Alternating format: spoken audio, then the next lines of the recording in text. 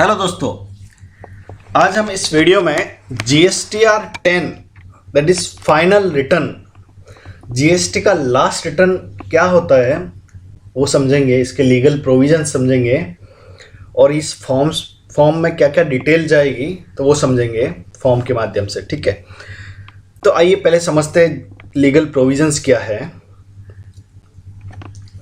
GSTR 10 इसको final return भी बोलते हैं।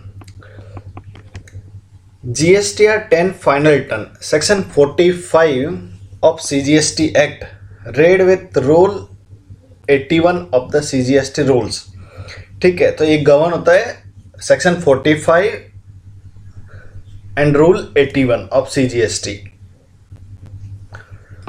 फर्स्ट है who is required to furnish final return.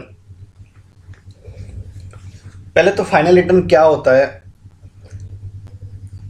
ये जब आपका GST registration cancel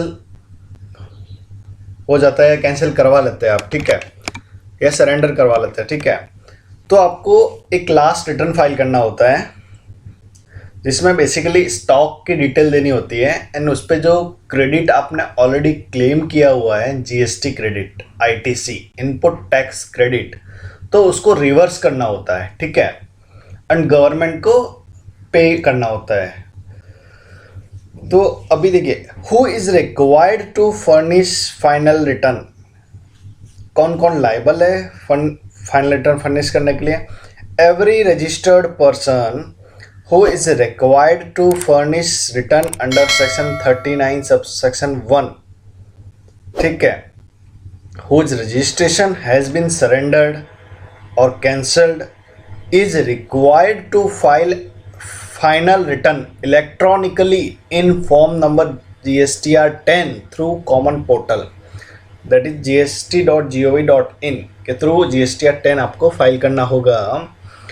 What is the time limit for furnishing final return, ये आपको कब तक फाइल करना है फाइनल रिटर्न, ये आपको विद इन 3 months फाइल करना है फ्रॉम डेट ऑफ कैंसलेशन और date of order of cancellation, जो भी लेटर है वहाँ से आपको 3 months काउंट करना है, तो वो आपका ड्यू डेट हो जाएगा। ठीक है, तो उस डेट तक आपको ये GSTR 10 फाइल करना होता है। ठीक है, अगर आप टाइम पे फाइल नहीं कर पाते हैं within 3 months from date of cancellation और date of order of cancellation, तो आपको सेक्शन 47 में लेट फीस पे करना होगा फाइनल रिटर्न पे। और लेट फीस कितना होगा, वो है 100 rupees per debt plus 100 rupees per day, 100 rupees CGST के, 100 रुपीज़ SGST के, तो per day 200 rupees per day लगेगा। ठीक है, और मैक्सिमम 10,000, 5,000 CGST के लिए, 5,000 SGST के लिए, तो मैक्सिमम 10,000 आपको लेट फीस पे करना होगा अगर आप डिले करते हैं तो। ठीक है, डेली आपको 100 + 100 200 पे करना होगा लेट फीस अगर आप डिले करते हैं, विद इन 3 months फाइल नहीं करते हैं GSTR 10, तो आपको 200 रुपीज़ पर डे पे करना होगा, 100 for CGST and 100 for SGST। ठीक है, एंड 5,000 फॉर मैक्सिमम लिमिट है, 5,000 for CGST and 5,000 for SGST, which ever is lower. तो मैक्सिमम आप यहाँ पे लिमिट लगा दिया इन्होंने 5,000 + 5,000 10,000। ठीक है, तो आपको इसके अकॉर्डिंग लेट फीस पे करना होगा अगर आप टाइम पे GSTR 10 फाइल नहीं करते हैं तो। अभी समझते हैं GSTR 10 फॉर्म को। ये देखिए, GSTR 10 फॉर्म है C रूल 81 के हिसाब से। ठीक है, फाइनल रिटर्न, इसको फाइनल रिटर्न भी बोलते हैं GSTR 10 को। ठीक है, तो आपको सिंपली GST पे आपका GST अगर कैंसिल करवाया आपने, ठीक है, तो आपको डेट ऑफ कैंसलेशन और date of order of cancellation, वहाँ से जो भी लेट होगा लेटर, वहाँ से 3 महीने के अंदर अंदर आपको GSTR 10 फाइल करना होगा। सिंपली आपको जीएसटी पोर्टल पे लॉगिन करना होगा, gst.gov.in पे जाके अपना यूज़र आईडी पासवर्ड लेके लॉगिन करना होगा। फिर आपको रिटर्न डैशबोर्ड में जाके फाइनल रिटर्न सेलेक्ट करके ये फाइल करना होता है। ये GSTR 10 फाइल करने से पहले आपको GSTR 1 एंड GSTR 3 भी, जो भी आपकी पेंडिंग रिटर्न्स है वो सब फाइल करना होगा आपको, उसी के बाद आप ये फाइल कर पाएंगे। तो इसमें क्या क्या फील्ड्स होंगे, GST नंबर आ जाएगा, लीगल नेम, ये सब ऑटोमेटिक आ जाएगा, एड्रेस फॉर फ्यूचर कॉरेस्पॉन्डेंस, फिर आपका effective date of cancellation of registration, ये भी ऑटोमेटिक आ जाएगा, फिर रेफरेंस नंबर भी ऑटोमेटिक, और date of cancellation of order ये भी ऑटोमेटिक आ जाएगा। ठीक है, आपको क्या डिटेल फिल करना है वो है ये 8 नंबर पॉइंट। ठीक है, टेबल GSTR 10 का 8 number point, details of inputs held in stock, held in input content in semi finished और हेल्ड इन फिनिश्ड गुड्स।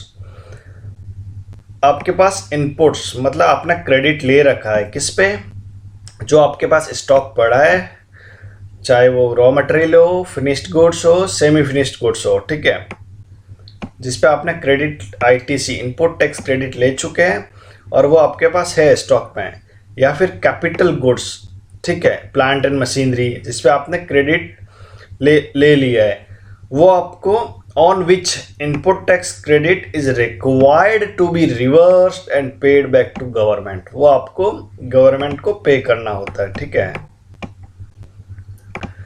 तो ये डिटेल इसमें फिल करना होगा आपको। तो क्या क्या डिटेल जाएगा, serial number, GST number, invoice, bill of entry number लगेगा, डेट लगेगा। अगर इंपोर्ट किया तो बिल ऑफ एंट्री का नंबर एंड डेट लगेगा, अगर नॉर्मल परचेज है, इंपोर्ट नहीं है, मीन्स आपने इंडिया से ही परचेज किया है। ठीक है, इंटरस्टेट या इंट्रास्टेट, तो आपको इनवॉइस नंबर और डेट फिल करना होगा, फिर GST नंबर। ठीक है, फिर description of inputs held in stock, inputs contained in semi finished और finished goods held in stock and capital goods plant and machinery, वो आपको डिस्क्रिप्शन यहाँ पे डालना होगा। फिर यूनिक क्वांटिटी कोड UQC, वो आपको यहाँ पे फिल करना होगा। फिर क्वांटिटी, जैसे कि किलोग्राम से तो कितने किलोग्राम है क्वांटिटी आपका यहाँ आ जाएगा। फिर value adjusted by debit note, credit note कुछ रहेगा वो आ जाएगा। फिर input tax credit, tax payable whichever is higher, तो आपको ये रेस्पेक्टिव GST इसमें फिल कर देना है, जो आपने क्रेडिट क्लेम कर दिया है और आपके पास स्टॉक पड़ा है उस पर आपने क्रेडिट क्लेम कर चुके हैं आप। ठीक है, तो उसको रिवर्स करना होगा और गवर्नमेंट को पे करना होगा। देखिए, input held in stock where invoice is available. ठीक है, अगर आपके पास इनवॉइस डिटेल्स अवेलेबल है तो उसके हिसाब से आपको इनवॉइस वाइज डिटेल्स फिल करना है। Input contain semi finished goods held in stock where invoices is available, capital goods plant and machinery held in stock, inputs held in stock finish held where invoices not available 8D। ठीक है, जहाँ पे invoices available नहीं है वो आपको 8D में detail fill करना है। ठीक है, तो ये डिटेल आपको फिल करना है।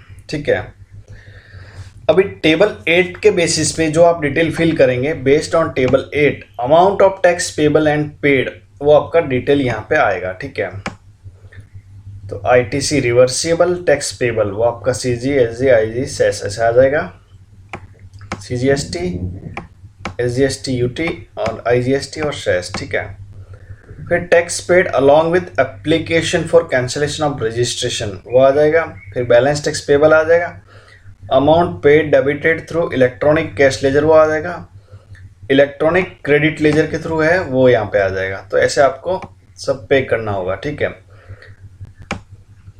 मीन्स आपने जो स्टॉक में है आपके पास either material, semi finished, finished goods, capital goods, plant and machinery. ठीक है, तो आपको उस पर जो ITC आपने क्लेम कर लिया है वो आपको रिवर्स करना होगा, गवर्नमेंट को पे करना होगा।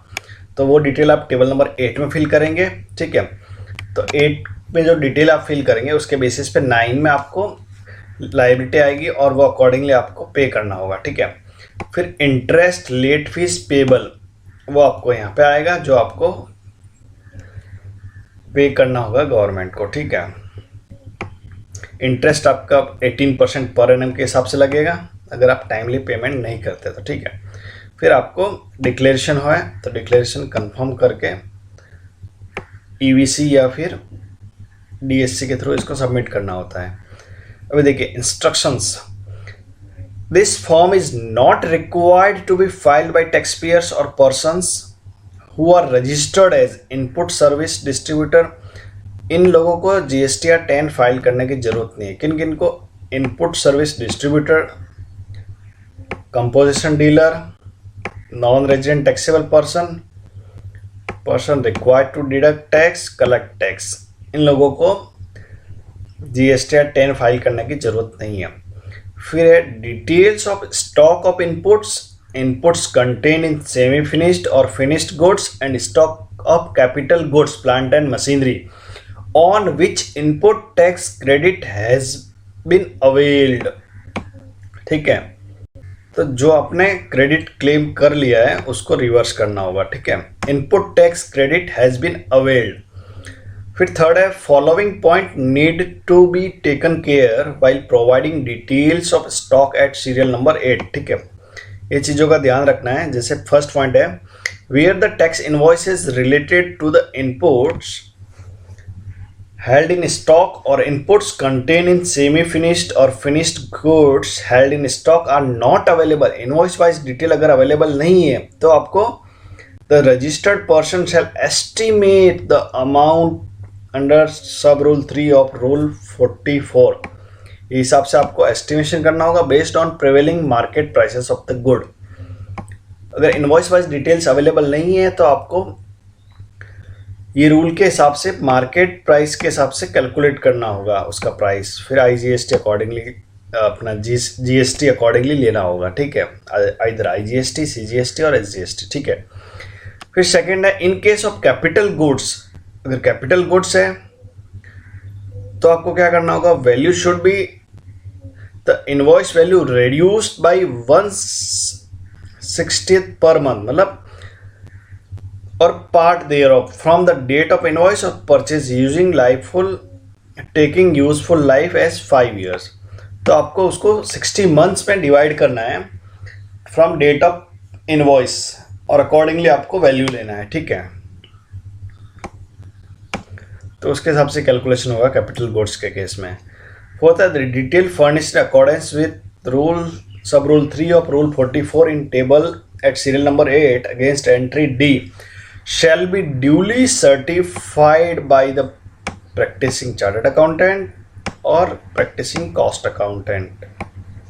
Copy of certificate shall be uploaded while filing the detail. तो आप टेबल 8 में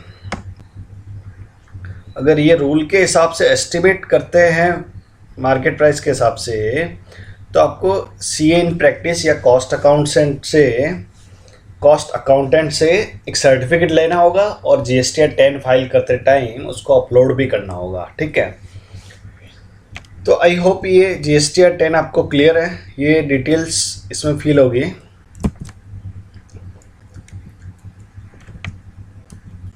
अगर आपको जीएसटीआर 10 फाइनल रिटर्न से रिलेटेड कुछ भी क्वेश्चन है तो आप कमेंट करके पूछ सकते हैं। थैंक यू दोस्तों।